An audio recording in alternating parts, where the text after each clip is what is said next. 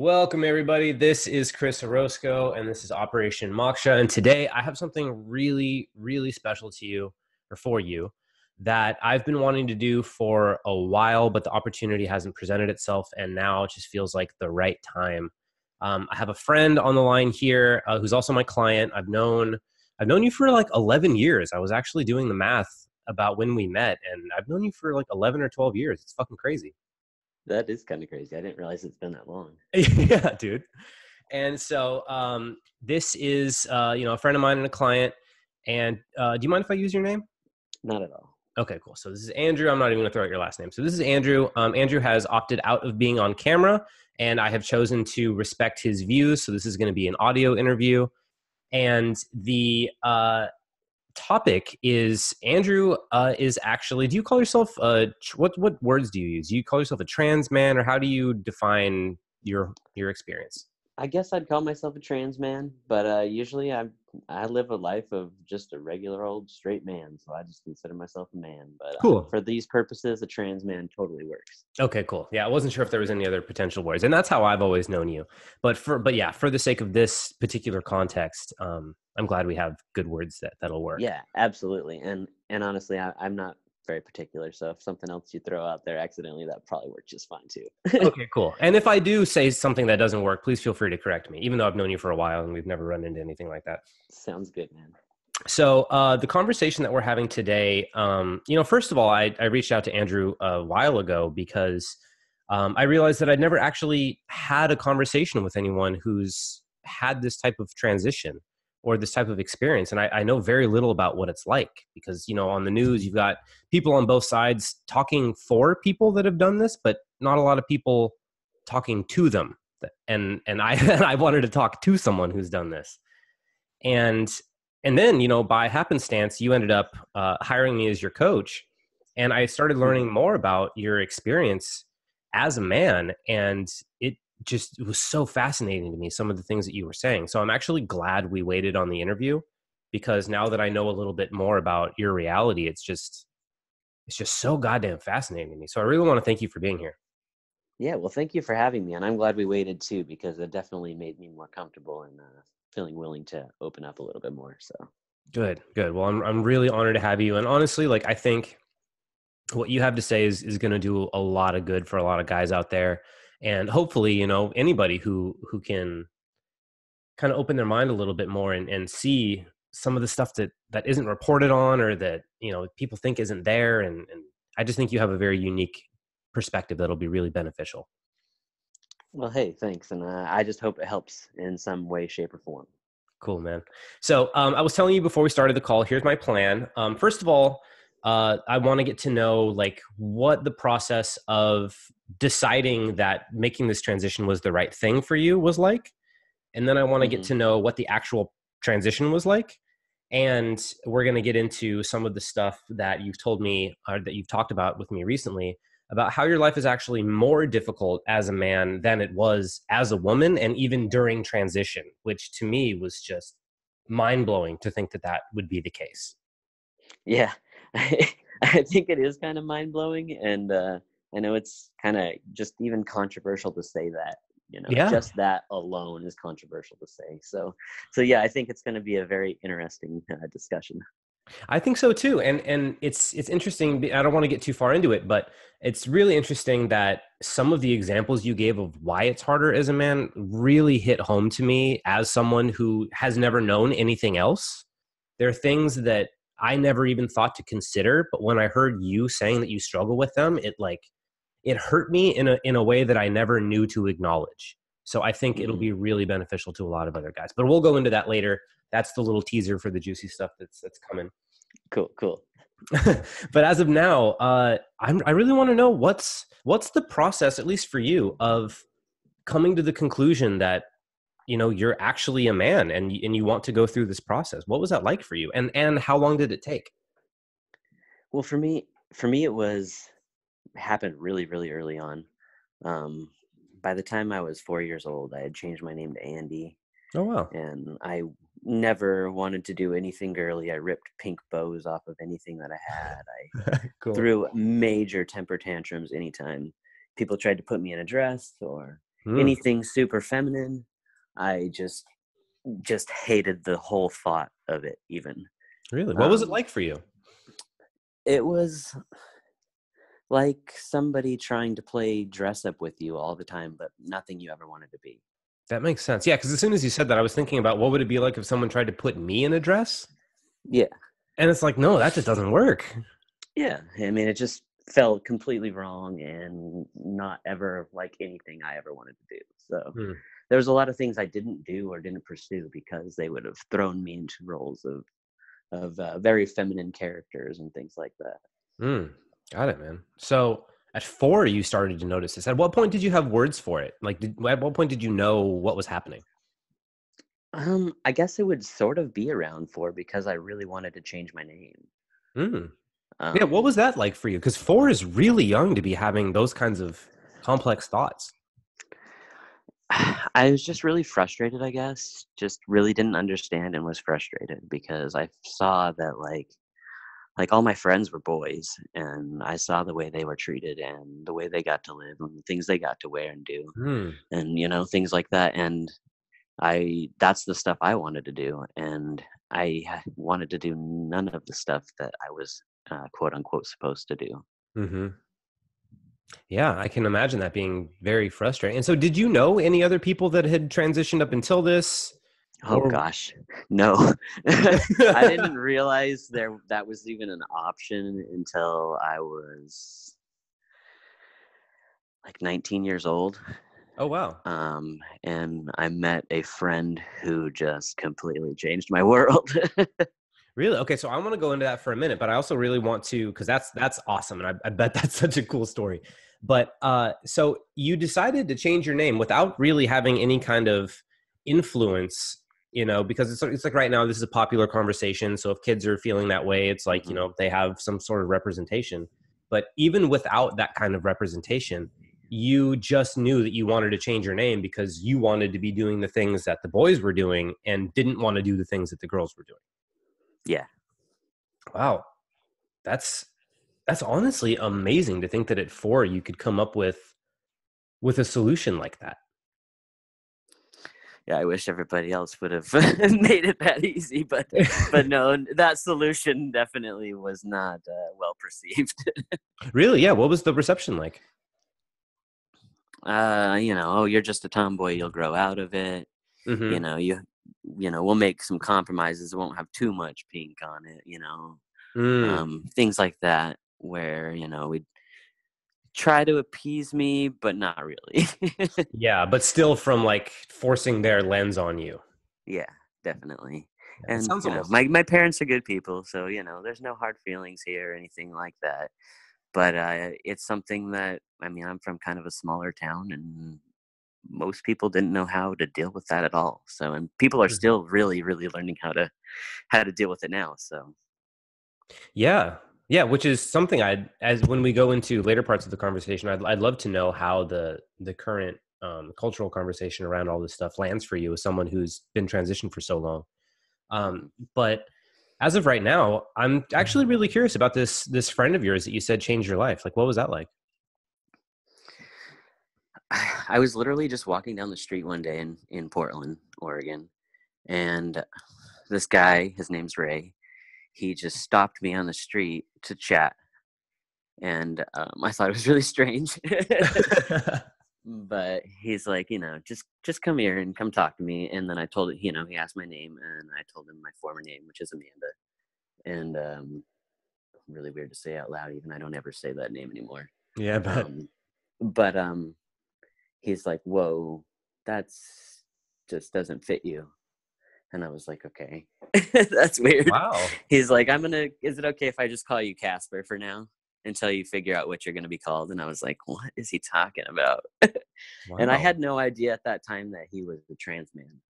Oh, And wow. This is like some shamanic I, shit. This is cool. yeah, it was really weird. It was, I mean, and looking back at like how our friendship developed, it like from like an adult perspective now, like the fact that we met and that we're friends now is just kind of crazy because right after that he's like, well, hey, I'm going camping, do you want to come?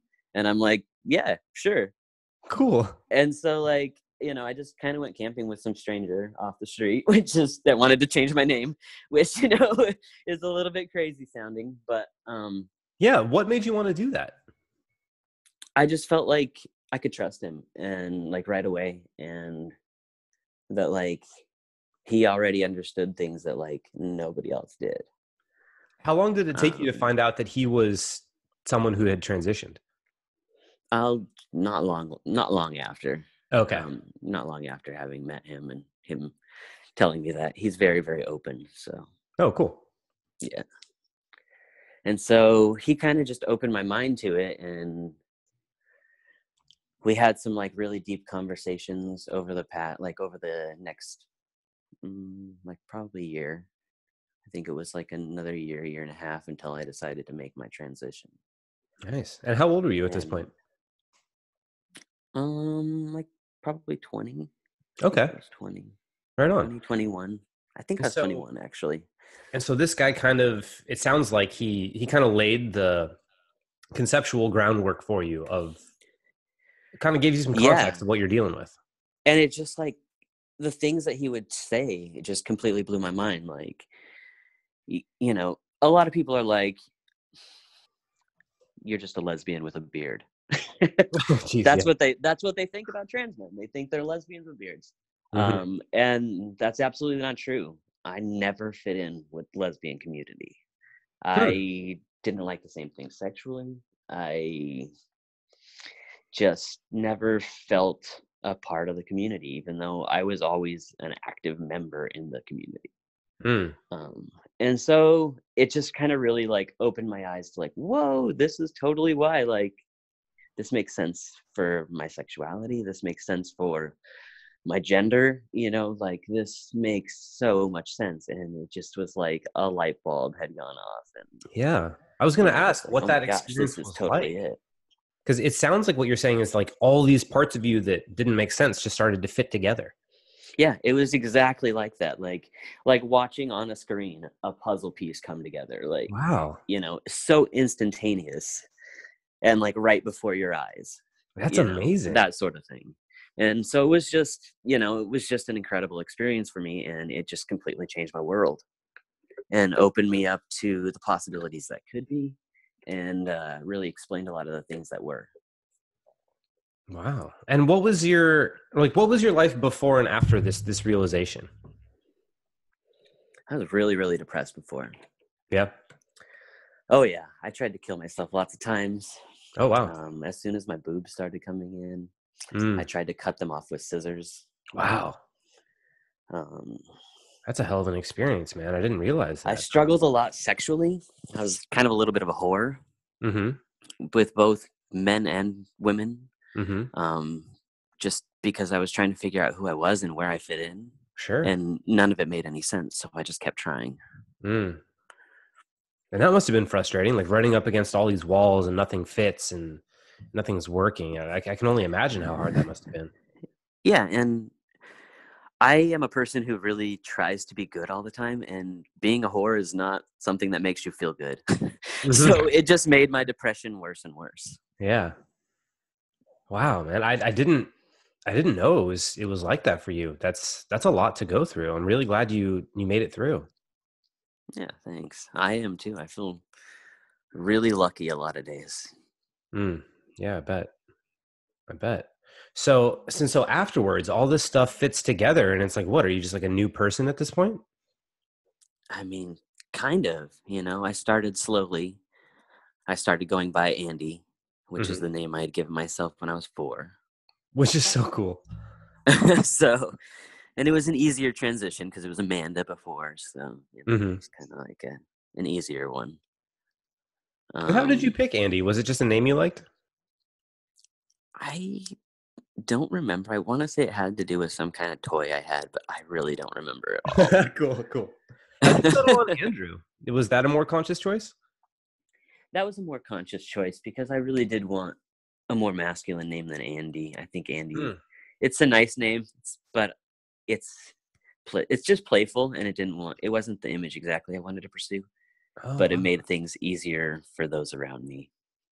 Yeah, so tell me, I'm actually really curious about this. How much, because, I had this recent experience where I was listening to this guy named Sanyika talk about the importance of owning your name. Hmm. And I had this huge revelation listening to him speak of like, my name's Chris, so I'm named after Christ. And Hmm. I always struggled with that. But hearing him speak it, I was able to step into the parts of myself that actually uh, love that. And it made me feel stronger as a person. So like what was the impact of you picking a name that really worked for you? Like what did that do? That was just super cool for me because I chose the name Andrew, and that was just because of Andy. And so it just worked, and I was like, that, that supports who I thought I was at 4, so I'm gonna go with that. Fuck yeah. And I got to choose my middle name too, and that was cool for me because I actually was never like I never really knew my biological dad that well until Hmm. way later on in life. And so I wanted to be a part of my stepdad's family, like Mm. more than just a last name. Everybody in his family shares a middle or like the same David. And so I made my middle name David because I wanted to be more a part of him and the family. Fuck yeah. So you really got to like own your identity in a way that I don't think a lot of people get to. Yeah, it was really, really empowering. I believe it. I'm like getting goosebumps hearing about it. That's really cool, man. Yeah. So, so you meet this person. They give you a conceptual understanding for what you're experiencing. It makes your whole world fit together. You pick a name that works really well for you, and you begin your transition. Hmm. What is that experience Very clinical. like? Yeah. um, they want to make sure that you are indeed trans, so you have to go through like psychological counseling. Okay. Like as opposed to what? As opposed to just like confused or something. Yeah, as opposed to just confused or like in, state of panic or Mm. anxiety or distress or something like that. And do you mind going into, because I don't know how anybody would test for something like that. Do you mind going Hmm. into what types of stuff they had to do? It was mostly just talks. I Okay. was really, really lucky with my transition. I was in Portland, Oregon, which is just super open-minded, Yeah. and It's they were like, when I started, especially, they were like way ahead of the times mm, for helping people like me. hell yeah. So I was really lucky, and I knew Ray, who gave me an awesome counselor who happened to also be trans, who, Fuck yeah. after a discussion with me for one, I think maybe 2 sessions, um, was like, "Yeah, you're trans. You can be you officially get the letter that says you can start hormones," Oh, wow. which was huge. And it also gives you documentation basically saying that, like, you can be your paperwork from now on might say male or female. It might say this name or your old name. Oh, so there's even like a legal transition period of Hmm. like you're not quite fully Andrew yet. So it's like the paperwork still has to catch up. That's really interesting. You got to go through, and as you do it, there's things you can, and every trans person is totally different. A lot of people don't do hormones. A lot of people don't change their name. A lot of people just don't identify with a gender at all. Hmm.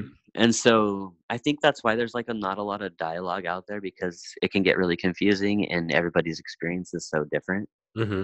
Um, but for me, I wanted to go through the whole work. So, I had to change my birth certificate. I had to change my Wow. social security. Wow. And Well, even that's even now, like years and years later, I still have trouble like filing for taxes and stuff because they still can't figure out who I am. But wow, dude. So you had a whole. I didn't realize you get a new social security card out of it. yep. That's that's cool. Hmm. Fucking A. Okay, so since we're going to be getting into like how you were received and all that, what was the actual transition process like as far as like how other people viewed you? Um, before I answer that, I wanted to add one more thing really Oh, quick sure. that a lot of people don't know. As far as your changing of all your paperwork and things like that, you can't change your gender identity marker on your ID until you have a physical surgery. Oh, wow. to alter your body. Really? So So that's also a transitional period with paperwork and documentation that you have to go through, because you could be transitioning and not have had top surgery, bottom surgery, and not be able to change over your identity markers still. So like you go out to the bar and you got a big old F saying female and you got a beard, no and it shit. gets really weird. Wow. So did you go through the surgery process? Yeah, I did eventually. It took a long time. It's not a cheap surgery, and most insurances don't cover it. There are a few companies out there that do include that now. So that's kind of a fucked up situation that like you could go through the hormones and have a beard and have no way of knowing. And you could be Hmm. potentially turned away from a bar or a club or something because like your ID doesn't match. Yeah, exactly. Wow, that's fucked up. I didn't know that. And you're always kind of like worry about somebody calling you out on it. Like you're going out with a group of your guy friends who'd have no idea you're trans. And Oh. the club guy's looking at your ID as you're going through the door with them, and you're like, okay, am I getting outed today or am I Oh man. Is that stressful? Like, not? Oh yeah, super stressful. I bet. And I've never been really out since my transition. I mean, the life I wanted to lead was that of a male, and so Yeah, it was I'm funny. not I really a remember. part of the queer community anymore. And I don't go telling anybody because there's just no need. I've been with my wife for a really long time, so I'm not dating or anything like that. Yeah, I don't even like I have a vague memory of you telling me it was when we were working at Barnes and Noble together, and I think you just like said it in passing one day and like that was kind of it. Yeah, and that's probably all I did because I was really awkward about it, and that was like actually really fresh, like new into my transition still. Hmm. And I didn't know how people saw me yet. I didn't know if people were like, "Is this a guy? Is this a girl?" And It there was was so all kinds of different stages throughout my transition where people saw me as different things. So it was yeah. confusing. So I want to get into that, but actually, the thing that really stuck with me is you said it as if you were being like, "Oh yeah, I'm gonna go to the bathroom."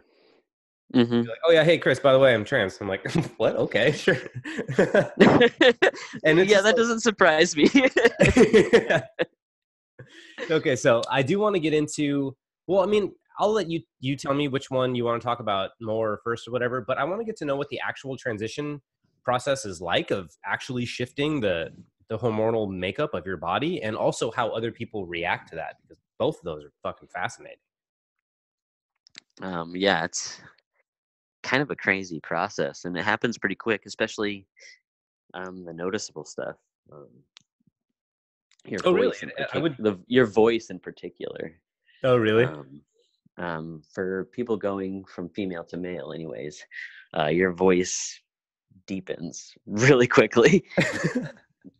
And so I kind of wish I would have recorded my like voice before I Oh, yeah. transitioned, because I don't really remember what I sounded like.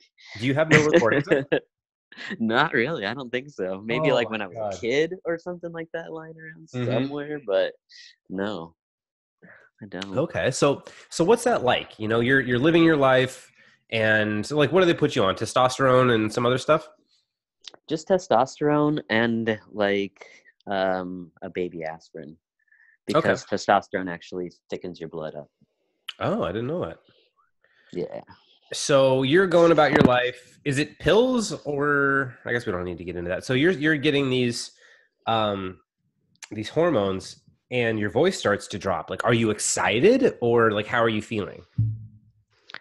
For me, I was just really excited. Every little thing that came along just made me feel that much closer to me, like being me.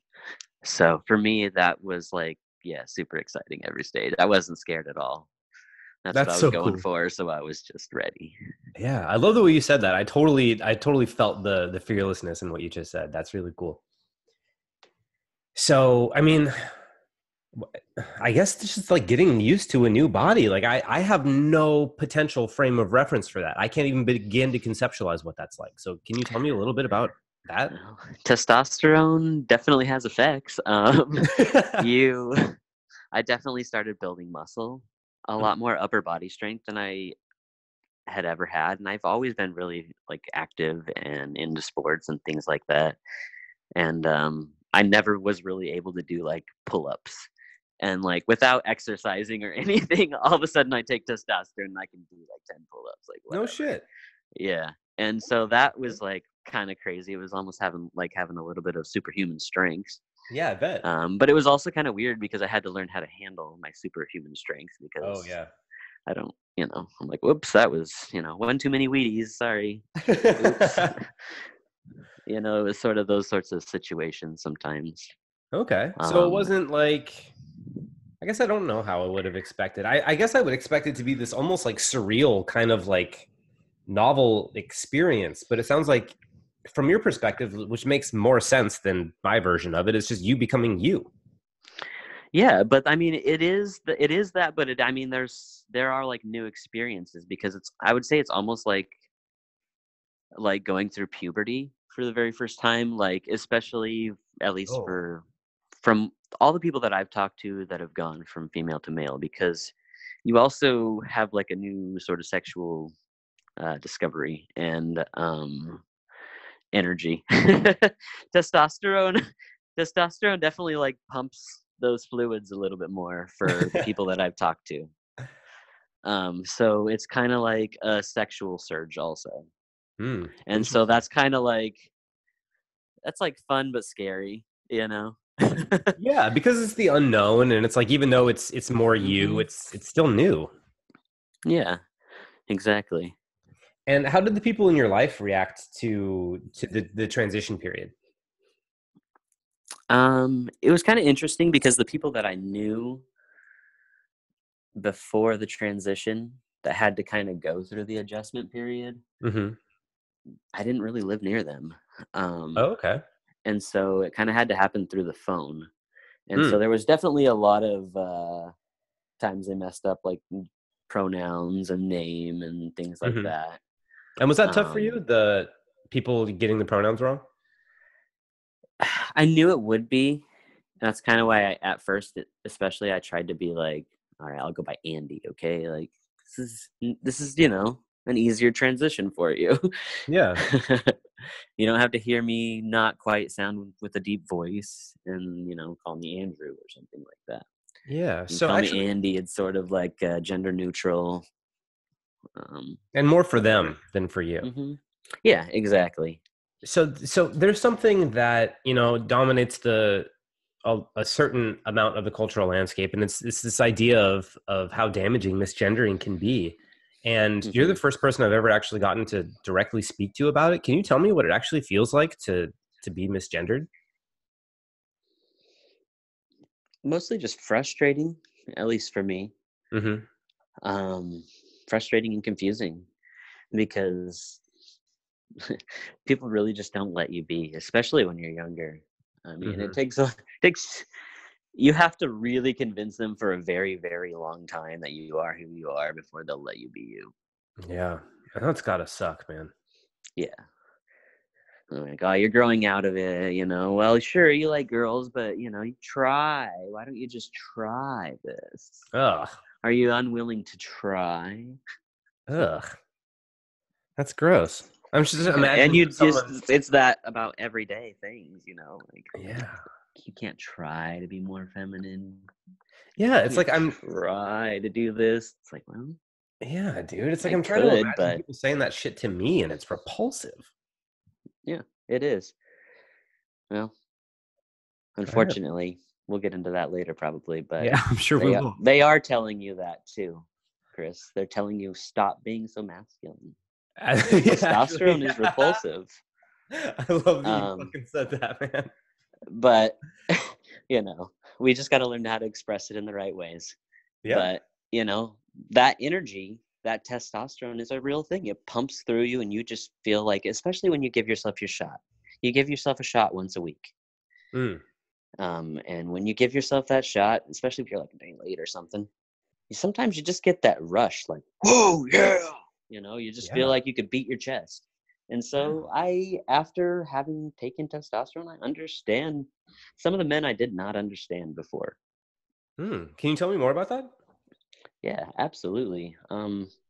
Before testosterone and having been perceived a lesbian the majority of my life, and being a major part of the queer community, I really got taught and read up on how toxic men are and their testosterone, and just kind of was a little bit grossed out by the jocks and the guys that got really like pumped up and would like chest bump and stuff like Mm-hmm. that. Like, you guys are ridiculous, man.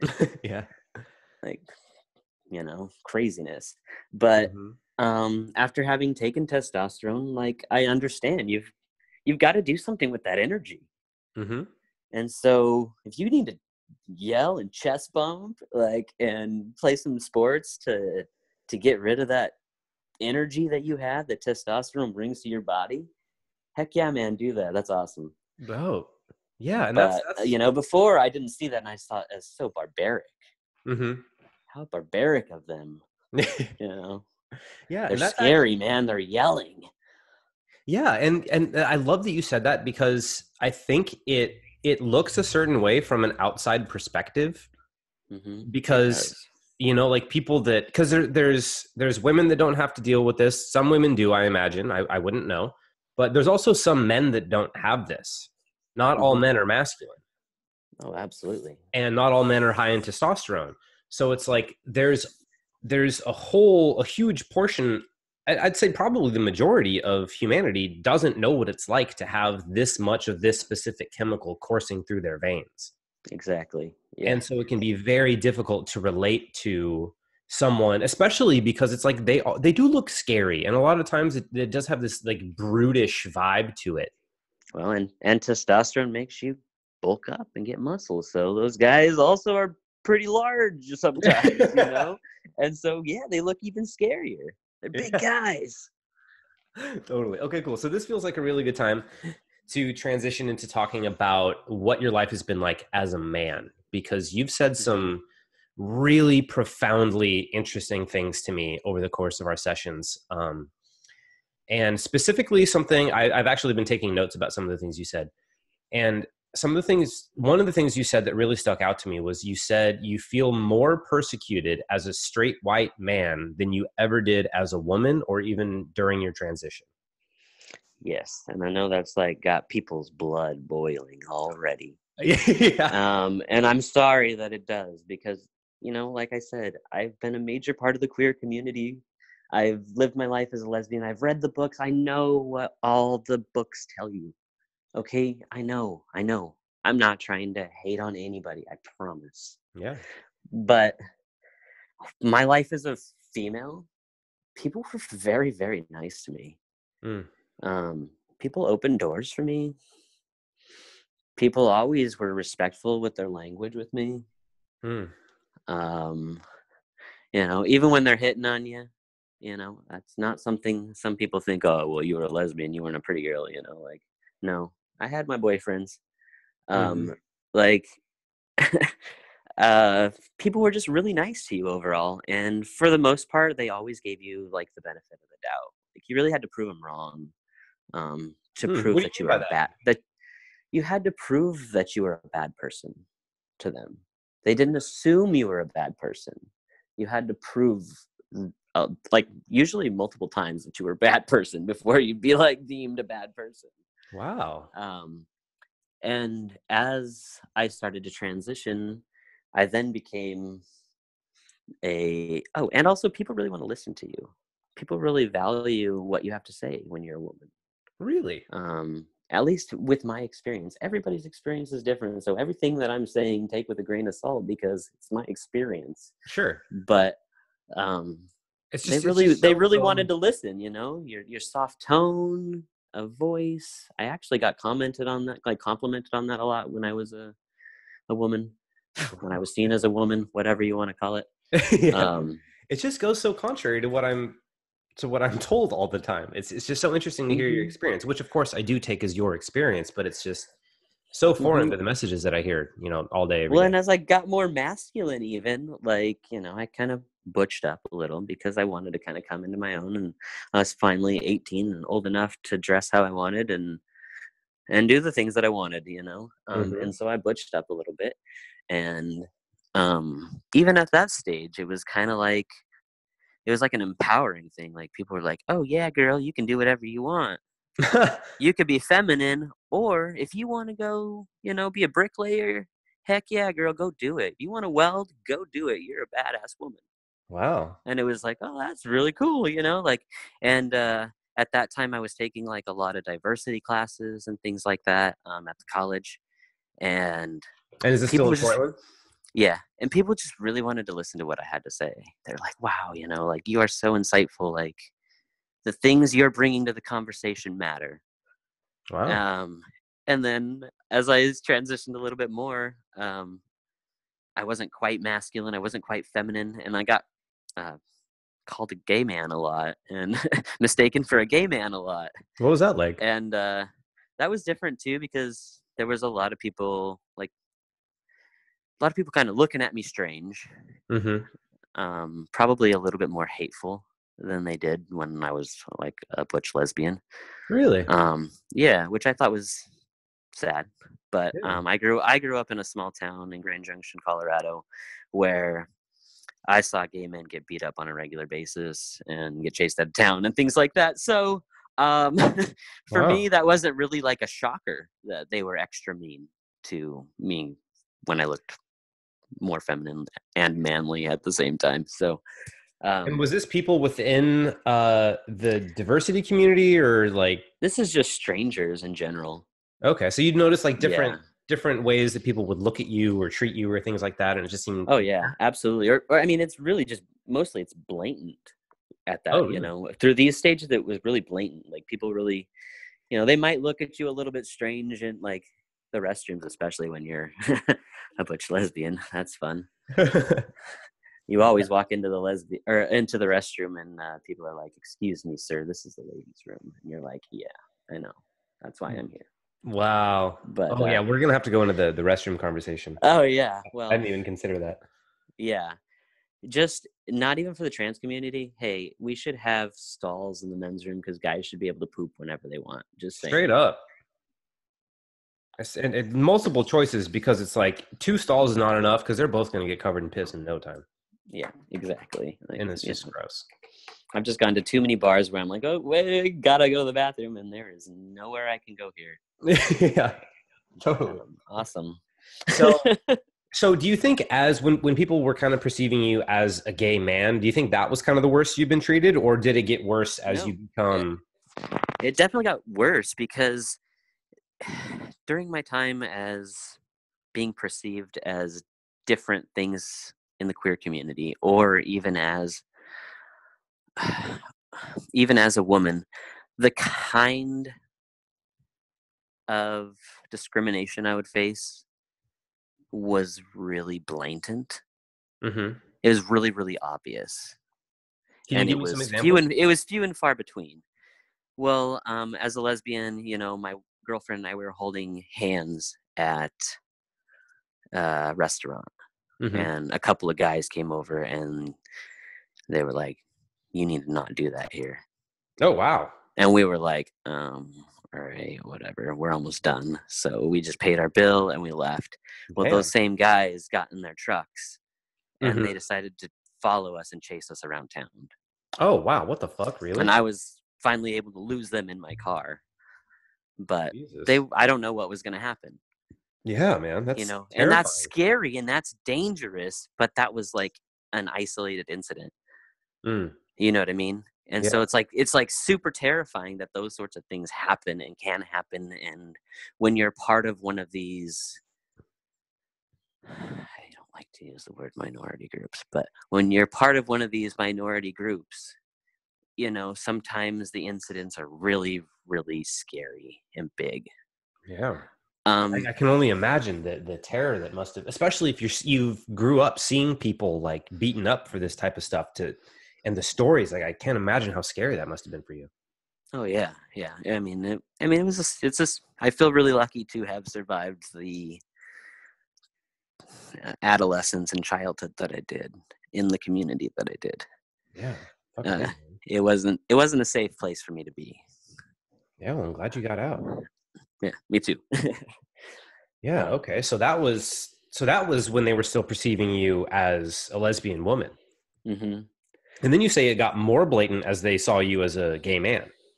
hmm And then it got weirder because I started to be, I started to pass. I started to pass as a straight man. My Mm-hmm. voice was deep. I'm bearded.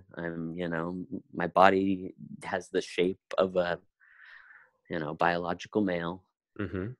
I, do masculine things. I, went to school for welding, and Hmm. all my friends are men really at this point in life, like the people that Cool. I hang out with on a regular basis anyway. And you're gonna be a Um, father. yeah, and I'm going to be a dad. That's so And fucking so I've cool. just been living, a straight male lifestyle for, I don't know, a really long time now. Probably, I'd say since like 2010 for me. I don't know when it actually changed perception wise for others, because Well, you said, when you met me that you already had perceived me that way. So for me, I don't know yeah, I met you when 11 years ago, and when I that happened. never doubted for a moment. hmm Like I would have never had any suspicions if you didn't tell me. Yeah. And that was 11 years ago. hmm So I want to go to something that you said in one of our first conversations that we had that really struck me. Um, because actually, a few things that you said, because you talked about certain types of discrimination isn't really. I mean, I guess it is, but certain types of things that you were able to do as a woman that you're not able to do as a man that I never even considered as options, hmm like talking to children in a grocery store. Yeah. Like that, it's like, of course you don't talk to kids at a grocery store. Like everyone's gonna think you're fucking weird or like a pedophile or like they're gonna Yeah. yank their kids. It's like that never even that never seemed to me like something to even consider doing.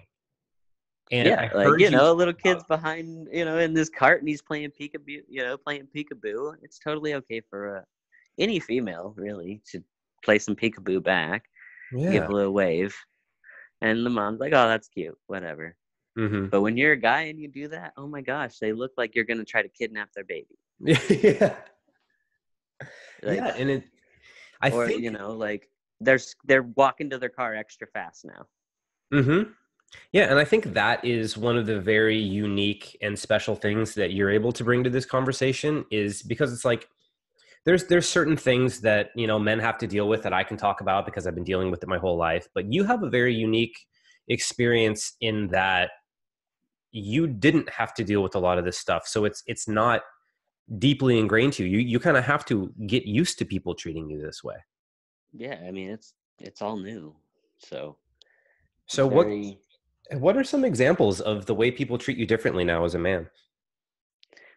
people just in general aren't as nice. I Hmm. mean, there rarely is somebody going to open doors for you, or, do those kinds of out of their way polite sort of things that they would have done for me Mm-hmm. before. Um, and on top of that, I feel like my opinion totally doesn't matter, especially in conversations of diversity and things like that, because they don't know who I am. Mm-hmm. And I am perceived as a straight white man contributing his opinions to a diversity conversation. And I just think that's totally wrong, because if I don't care, but if one side of the argument is not part of the conversation, it's not a conversation, it's just a lecture. So That's a everyone needs to good be point. included. Yeah, I completely agree. So And what's I your feel like experience? we've been hushed and excluded from a lot of conversations that we need to be a part of in order to actually to make change and make peace. Yeah, and what's that like for you to be someone who was actively involved in the queer community and has fully transitioned, and this has been a huge part of your life, and now when it comes to diversity conversations, people don't want to hear what you have to say. Like, what's that like? It's really, really frustrating. I bet. And when I get frustrated and passionate about something, it's no longer seen as passion. It's now always seen as like anger. Well, don't get so angry. And it's like, no, I'm not angry. I don't know if it's the deep voice. I don't know what it is that has changed that. Um, Yeah. Yeah, and but you talked about me like, getting passionate about a cause or a topic is no longer like even a safe thing to do. how do you feel you're received? overall kind of angry and dangerous, like by strangers, of course. I smile a lot, so Yeah, you're super happy guy. which is like also weird. Like a lot of people even question that now that I'm perceived as a man. Like, this guy's weird. He like smiles all the time. I've actually been like had people weirded out tell me things like that. Which is so Yeah. interesting, So I'm just especially like, all because right, I'm not even allowed to smile. I don't know what sometimes I just don't know who I'm supposed to be or how I'm supposed to act to like make me be okay, make me be good in the eyes of others. which is I so actually let me ask you real quick. As a man, you've been living for a man for a while now. What is your perception of how people want you to act? Submissive Hmm, and quiet. interesting. Because I have that same experience where people just like I've actually had people frequently. It's like when you disagree with certain people as a guy about certain conversations, I've had people just yell at me to tell me to just shut up and sit down and listen because that's my only role as a man. Mm-hmm. And I've been told And that I think, frequently. yeah, I think that's kind of a common thing in a lot of different conversations right now. Yeah, And I love that on your video of toxic masculinity, you mentioned suicide in males. yeah, When you don't know who to be a good person, and you've got all these different things going on, and you like sometimes I mean I don't blame people for getting to the point where they just feel like, well, screw this. I don't mean anything to anybody because nobody wants to hear me, nobody wants to listen, nobody cares what I think or have to say. yeah. And And that's it makes perfect sense. And I even like I have not like talked to a bunch of military people, so please, like, if you're a military person, like, don't get mad at me for saying this, but I feel like that's got to be like the toxic masculinity issue has to be a lot of the reason why a lot of vets come back and commit suicide, because they've got that adrenaline. They just saw hmm active combat. The testosterone is pumping, the adrenaline is pumping, and they have nothing to do with it that society deems safe. yeah, that's one of the interesting things about it is because we don't have a model of what healthy masculinity looks like. Hmm. And my experience of recently trying to provide a model of what I think healthy masculinity looks like, it was met with a lot of disdain. A lot of people hated it, and a lot of people called me names because of it. Hmm. And I'm probably gonna lose some friends when if they hear this video. Like I mean, I get it. yeah, You're not allowed to talk right now. yeah, and it's very interesting, especially because it's like as a man, you're told that like your toxicity is essentially because you don't talk about your feelings. But then when you try to tell people about how their actions are hurting you, they tell you to shut up and that you're only hurt because you're a bad person. Yeah, you're only hurt because you're a bad person. You you're gonna talk about how you're hurt when my people have been going through this or that for so long. Hmm I mean, there's so many different things to throw at that. Just whatever topic you're talking about, really. Yeah, and at on a certain level, I do have empathy for like there's a time to speak and there's a time to listen. Hmm. But from what I can tell, there doesn't seem to be an expiration date on the time to listen. Hmm. We don't seem to have an end to that period in mind at all. Yeah, Seems, and I don't think we've ever like brought all parties to this conversation. Every time throughout history we've been like fighting about this thing. It's like, well, it's like part of the group is going to make a decision on what the solution should be, and they always leave the other part out. yeah, And we've got you're wondering why there's a bunch of angry, I'm sorry, but angry white men running around shooting guns and like shooting up buildings and things like that. It's because they have no other release. They're frustrated. Nobody listened. yeah. And that's a really hard thing to say, and it's a really hard thing to digest because it it immediately sounds to people like what you're saying is like fuck all your pain, like these people are also hurting even though they're hurting. It can be really hard for people to step outside of the pain they're experiencing to Absolutely. consider the other side, which absolutely makes sense. Which I totally was one of those people. Hmm Yeah, I go ahead. I actually want to know I what you're gonna say.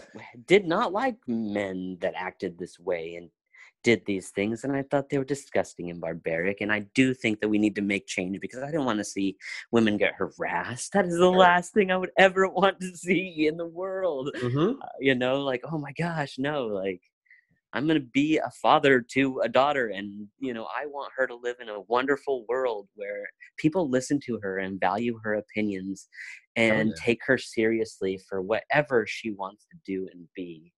But I also want her to know that she also needs to listen to her counterpart. Yeah. Fuck yeah, man. That's beautiful. You know, if she wants to create a happy, healthy relationship, she needs to hear him and like really just let him be him and not have an expectation so outlandish. Because I always think about like Mona Lisa's smile when I think about this sort of thing. Hmm. In that movie, they're a bunch of women who get to go and be college educated in a time when that is like just a true blessing Mm-hmm. and like a luxury. Um, and there's one of the smartest students that decides, I actually just want to be a housewife. And the Mm. teacher's just so disappointed in her. Like, how could you just do this? You're Mm-hmm. smart and you have all this stuff and you could be this kind of woman. Why would you be the subservient type of woman?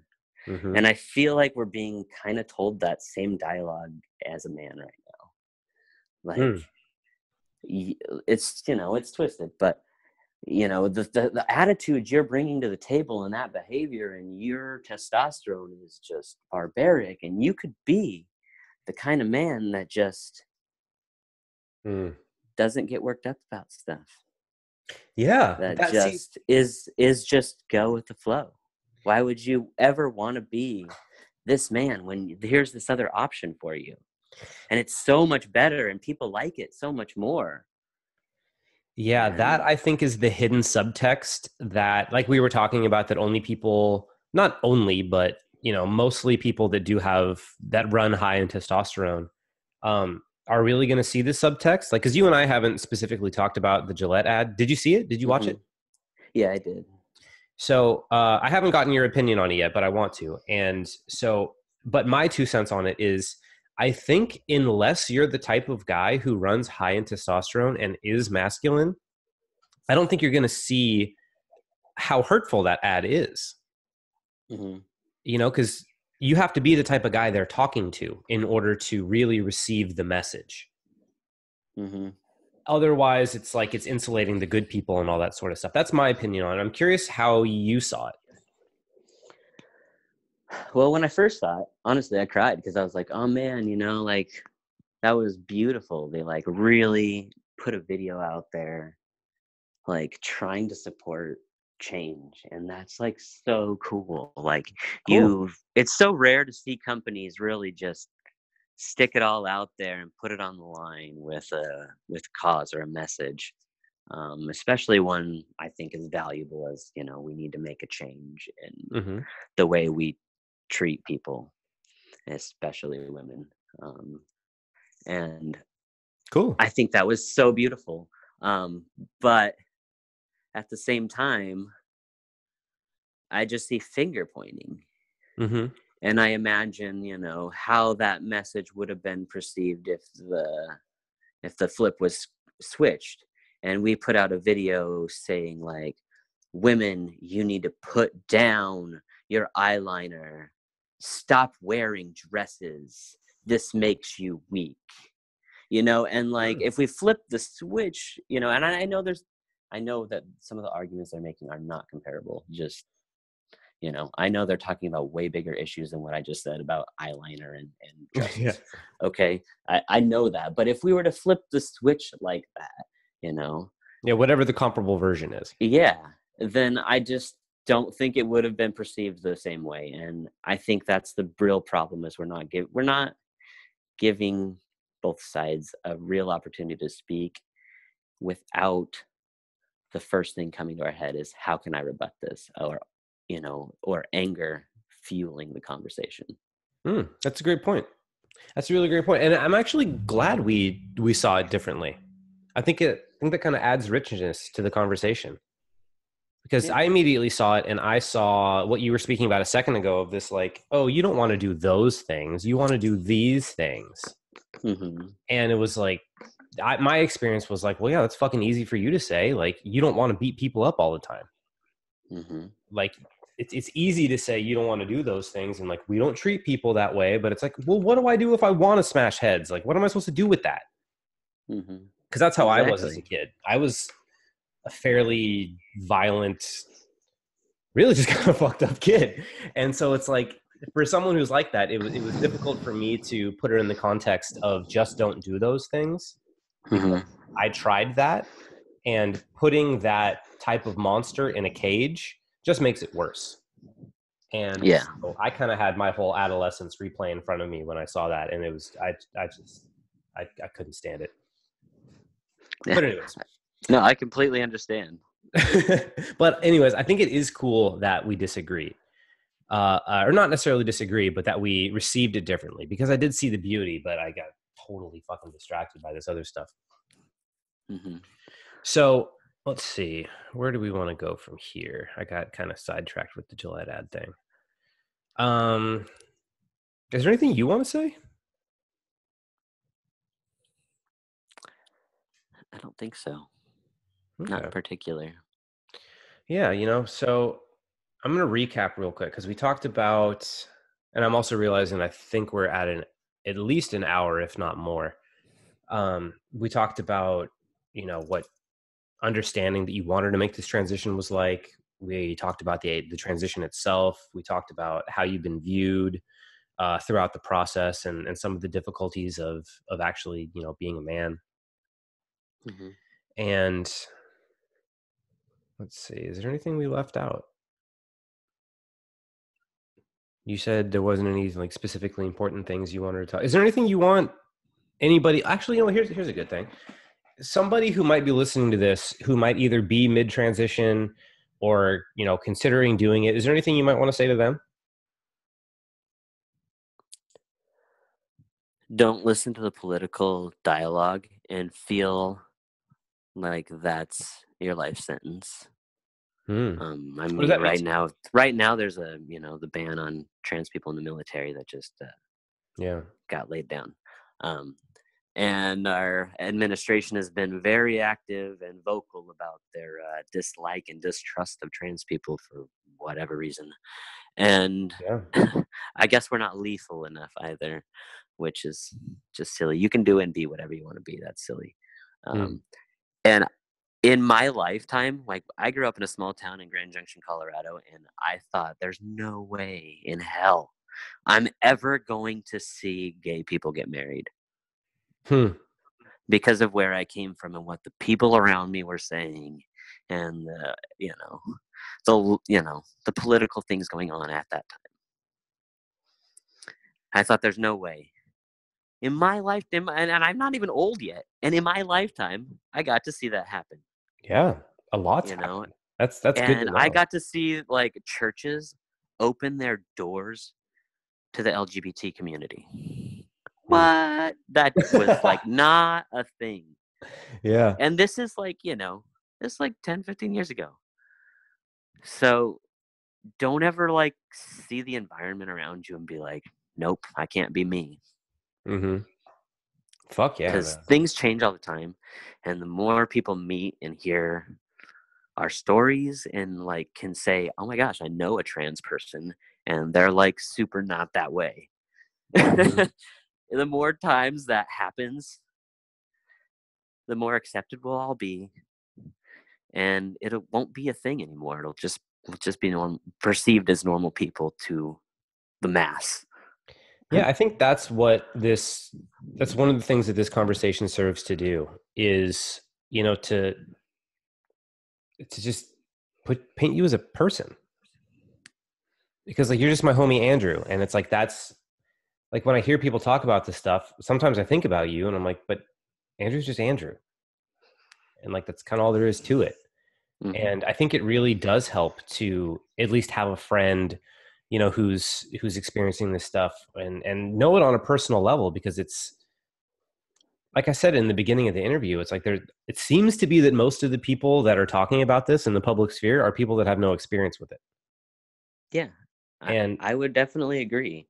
Or people that just get super stuck in the rhetoric or whatever Mhm. book they read that told them this. Yeah. Like, and they're not really, they're no longer part of like actively learning. Hmm.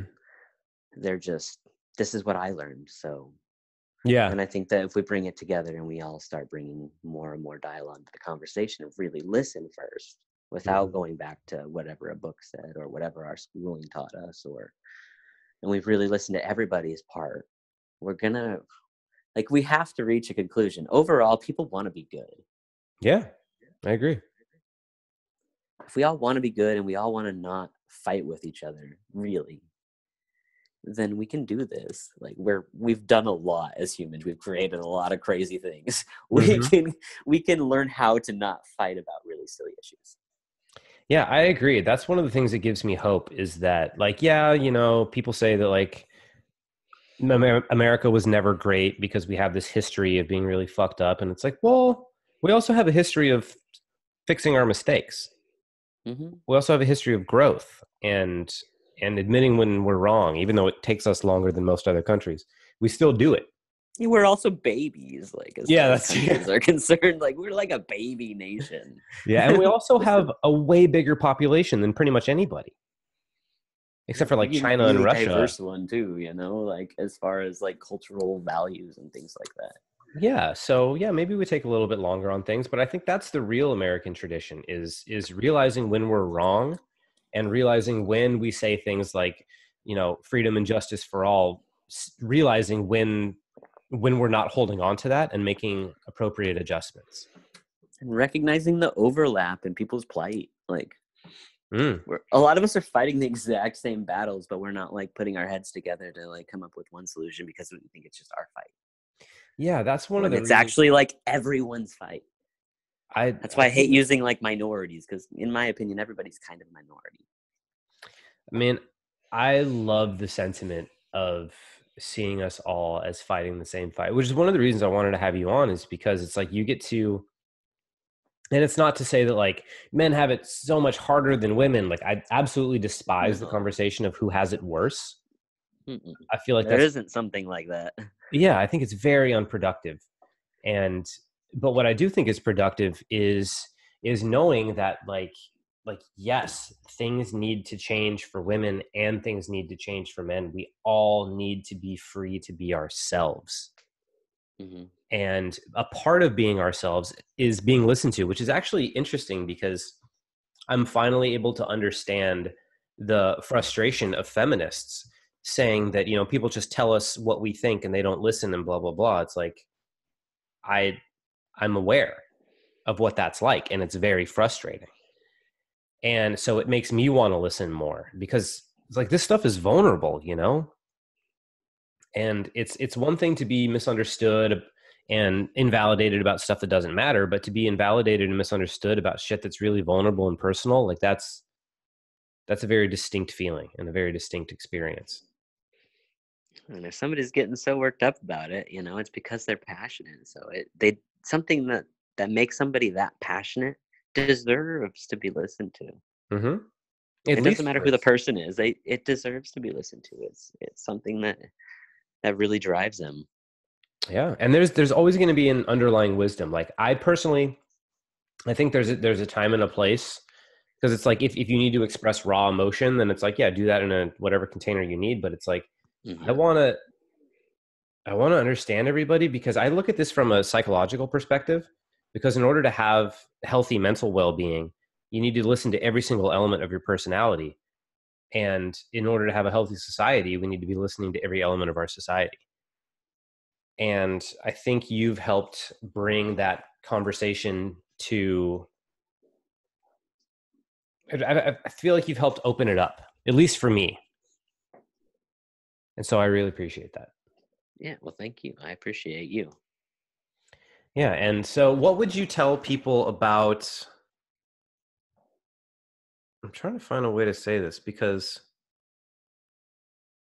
See, here's one of the things, like, I've been ingrained to me to not even to not even say that people have prejudice against men, because it's like you're not allowed to say that.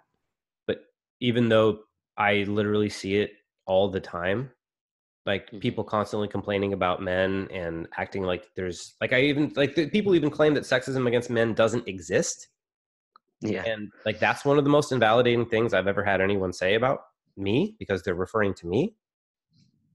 And so, yeah. what would you want to say about this? Because I realize I'm talking a lot. I've had a professor tell me that there's no such thing as like a straight culture. And I can tell you from somebody who's lived in all kinds of other cultures, there is.